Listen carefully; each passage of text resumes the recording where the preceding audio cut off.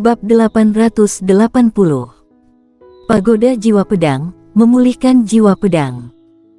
Melihat adegan ini, kelopak mata warrior yang berkedut, karena kekuatan petir ini setidaknya tidak lebih lemah dari guntur dewa. Tuhan, apakah kamu bercanda? Hanya sebuah kalimat, kenapa kamu mengeluarkan guntur dewa? Warrior yang tidak bisa menahan diri untuk berteriak. Jangan bicara lagi, cepat lari. Melihat warrior yang masih berteriak, Rasyalu meraih tangan warrior yang lalu melambaikan tangannya. Berubah menjadi cahaya pedang dan menghilang bersama warrior yang. Boom. Begitu warrior yang dan Rasyalu pergi, puncak gunung tempat mereka berada langsung dibuat hancur oleh petir. Di kejauhan, warrior yang melihat adegan ini, detak jantungnya menjadi lebih cepat. Guntur dewa ini, jika dia mengerahkan kekuatan penuhnya, dia masih bisa menahannya.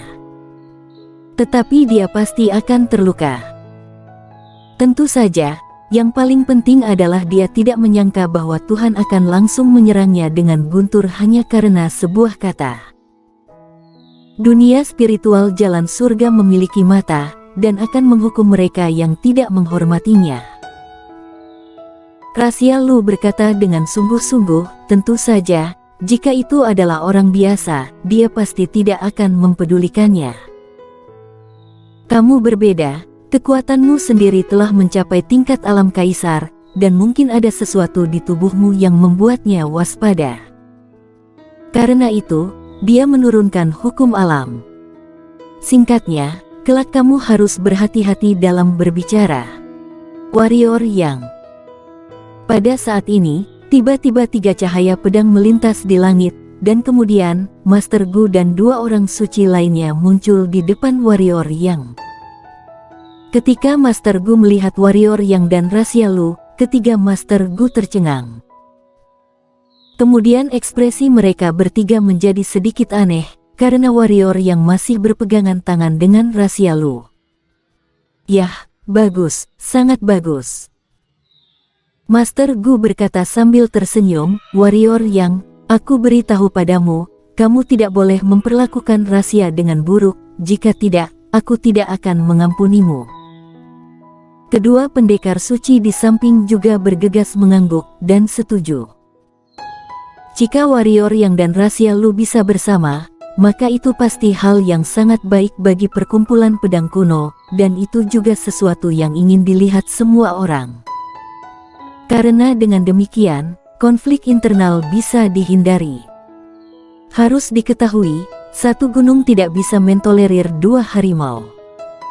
Memiliki orang jenius tidak masalah, tetapi jika ada 2 jenius, maka mungkin akan ada konflik internal. Jika warrior yang dan Rasyalu memiliki konflik internal, konsekuensinya benar-benar tak terbayangkan. Tapi sekarang, jika keduanya bersama, apakah mereka akan ada konflik? Bahkan jika berkonflik, itu adalah konflik keluarga. Ketika mendengar perkataan ketiga Master Gu, wajah Rasyalu sedikit memerah. Dia melepaskan tangan warrior yang, lalu berkata, aku akan menemuimu lagi nanti. Selesai bicara, dia berubah menjadi cahaya pedang dan menghilang di angkasa. Bung, kamu cukup hebat. Master Gu berjalan mendekati warrior yang dan berkata sambil tersenyum, meskipun gadis ini terlihat mudah didekati dan tidak sombong, namun dia sangat arogan di dalam hatinya. Tidak disangka kamu bisa memenangkan hatinya. Itu tidak mudah, haha. Warrior yang tersenyum masam, dia juga tidak menjelaskannya. Karena masalah ini semakin dijelaskan malah akan semakin merepotkan. Setelah tertawa sejenak, Master Gu berkata, kamu mendapatkan seekor naga, benar tidak? Warrior yang mengangguk, kemudian melambaikan tangan kanannya, dan mengeluarkan pedang dewa barbar serta naga raksasa. Master Gu melirik naga raksasa itu, dan berkata, naga ini cocok untuk membuat roh senjata, tetapi dengan demikian, meskipun kekuatan pedangmu ini meningkat, namun bobotnya juga akan meningkat. Apakah kamu masih bisa menggunakannya? Warrior yang mengangguk dan berkata, ini tidak masalah, aku memiliki caraku sendiri. Master Gu mengangguk dan berkata, oke, ayo kita kembali ke perkumpulan pedang kuno. Selesai bicara, begitu tangan kanannya dilambaikan, mereka berempat menghilang di tempat. Perkumpulan pedang kuno. Perkumpulan pedang kuno memiliki 9 puncak, selain 9 puncak, perkumpulan pedang kuno juga memiliki markas, yaitu puncak pedang kuno. Master Gu dan yang lainnya tidak membawa warrior yang ke puncak pedang langit, tetapi membawanya ke puncak pedang kuno. Ketika warrior yang tiba ke puncak pedang kuno, dia tidak bisa menahan diri merasa terkejut. Pedang. Pedang yang sangat banyak melayang di atas dan di sekitar puncak pedang kuno. Setiap pedang setidaknya di atas alam Dao. Meskipun ada banyak pedang, namun mereka tidak tampak berantakan. Semua pedang ini berputar di sekitar puncak pedang kuno dengan cara yang aneh. Di tengah pedang-pedang ini, yaitu di puncak-puncak pedang kuno, ada sebuah pedang yang sangat panjang tergantung. Pedang itu setidaknya 2 kali lebih panjang dari pedang biasa. Tubuh pedang berwarna biru dan tidak memiliki gagang. Pedang yang bagus. Melihat pedang ini, mata warrior yang berapi-api, meskipun dia tidak memegang pedang itu, namun instingnya memberitahunya bahwa itu adalah pedang yang bagus. Seharusnya mengatakan, selain leluhur pedang, pedang ini adalah pedang terbaik yang pernah dia lihat. Nama pedang ini adalah Magos, Immortal kelas 1, dan tubuh pedangnya terbuat dari besi bintang misterius dari luar wilayah tersebut. Pedang ini memiliki kekuatan magnet yang sangat kuat. Setiap senjata yang bersentuhan dengannya akan ditarik olehnya. Tidak hanya itu, ia memiliki kekuatan untuk menghancurkan pedang yang berada di tingkat lebih rendah darinya. Jika bertabrakan dengannya, itu akan berubah menjadi abu dalam sekejap. Di antara 10 pedang terkenal di perkumpulan pedang kuno, dia berada di peringkat ketiga. Ujar Master Gu yang berada di sebelah warrior yang. Bolehkah itu diberikan kepadaku? Warrior yang tiba-tiba berkata. Master Gu sedikit terkejut, dan kemudian berkata, tidak bisa. Apakah kamu tidak melihatnya? Pedang yang ada di sekitarnya sebenarnya adalah sebuah formasi pedang, dan dia adalah mata formasi. Pedang di sekitarnya mengandalkannya sehingga dapat melayang di udara. Namun, bukan tidak mungkin juga, karena pedang ini memiliki roh. Jika dia mau mengikutimu, Master Pedang juga tidak akan keberatan. Bagaimana aku bisa membuatnya mengikutiku? Tanya warrior yang. Master Gu menggelengkan kepalanya dan berkata, aku tidak tahu, jangan melihatku seperti itu, aku benar-benar tidak tahu. Jika aku tahu, dia tidak akan masih berada di sini. Warrior yang tersenyum aneh, hehe, setelah pagoda Hongmeng terbuka, aku akan datang mencarinya lagi. Pagoda Hongmeng memiliki daya tarik yang sangat kuat bagi jenis benda spiritual seperti ini, serta harta langit dan harta bumi. Jika pagoda Hongmeng dipulihkan, bukankah mudah untuk mendapatkan pedang ini? Ayo pergi, kita ke aula pedang, kamu juga sudah seharusnya menemui Master Pedang Perkumpulan Pedang Kuno. Ujar Master Gu. Setelah Master Gu mengatakan ini, warrior yang tiba-tiba merasakan pemandangan di depan matanya berubah, kemudian dia muncul di sebuah aula besar. Di kedua sisi aula, masing-masing ada belasan orang berdiri di setiap sisi.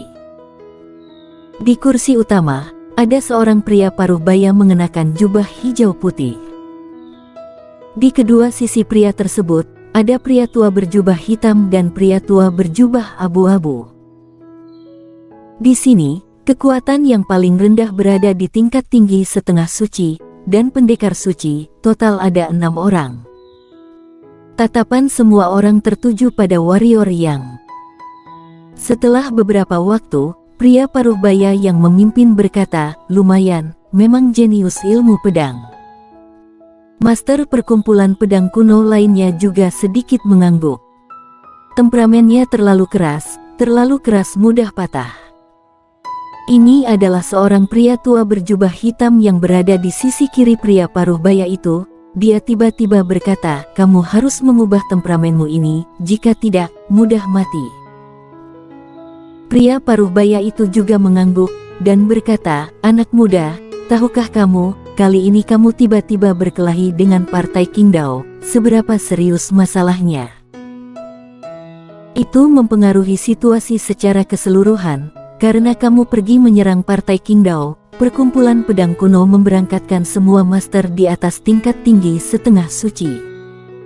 Bukan hanya kami, bahkan leluhur pendiri juga turun ke alam ini demimu.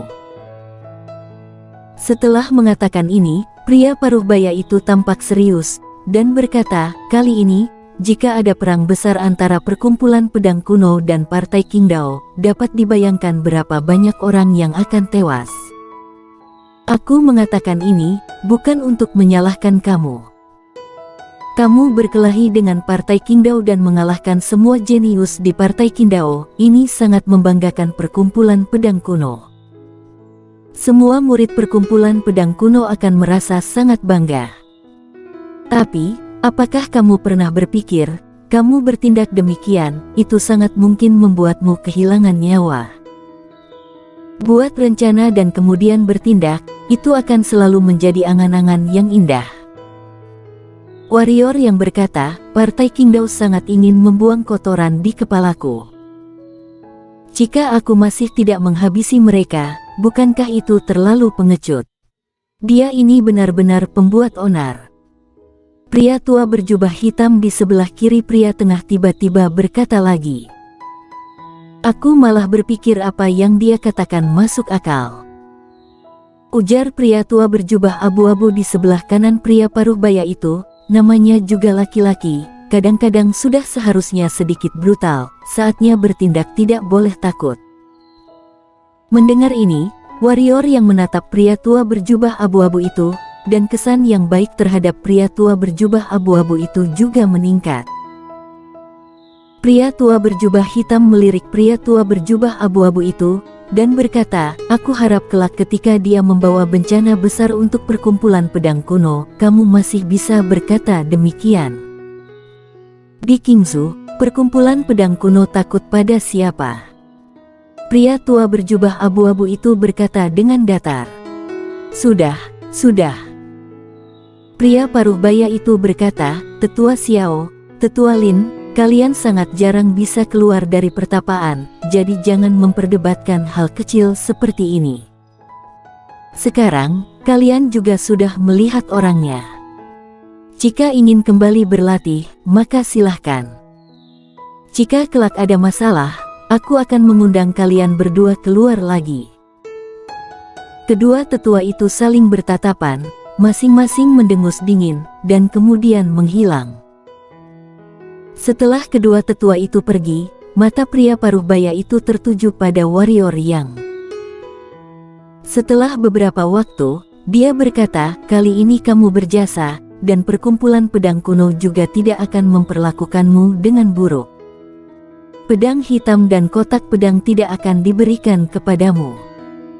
Ada gurumu, jika diberikan kepadamu, kamu juga tidak akan mau. Begini saja. Dengar-dengar kamu menyukai uang, kalau begitu aku akan memberikan 1 juta batu energi tingkat unggul padamu. Pagoda jiwa pedang juga bisa kamu gunakan untuk berlatih selama 3 hari secara gratis." Mendengar apa yang dikatakan pria paruh baya itu, semua orang yang hadir merasa terkejut. Kemudian, ketika semua orang melihat ke warrior Yang, ada sedikit rasa iri di mata mereka. "Ayo cepat ucapkan terima kasih ke Master Pedang." Master Gu tiba-tiba menepuk kepala warrior Yang, ekspresinya penuh dengan kegembiraan. "Bukankah hanya 1 juta batu energi tingkat unggul?" Warrior yang melengkungkan bibirnya. Sekarang dia memiliki jutaan batu energi tingkat unggul, bisa dikatakan sudah sangat kaya. Master Gu tersenyum dan memarahinya, "Kamu tidak tahu, pagoda jiwa pedang adalah tempat paling berharga di perkumpulan pedang kuno. Meskipun kami para orang tua sudah tidak membutuhkannya lagi, namun bagi kalian, itu adalah surga.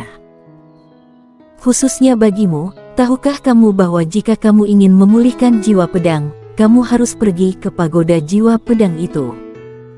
Bisa memulihkan jiwa pedang." Mendengar ini, warrior yang langsung sangat gembira, kemudian dia sedikit membungkuk untuk memberi hormat kepada pria parubaya itu dan berkata, "Terima kasih. Sebagai kultivator pedang, bagaimana bisa tidak memiliki jiwa pedang?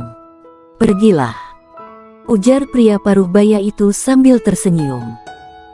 Di bawah kepemimpinan Master Gu, warrior yang datang ke pagoda jiwa pedang bersambung.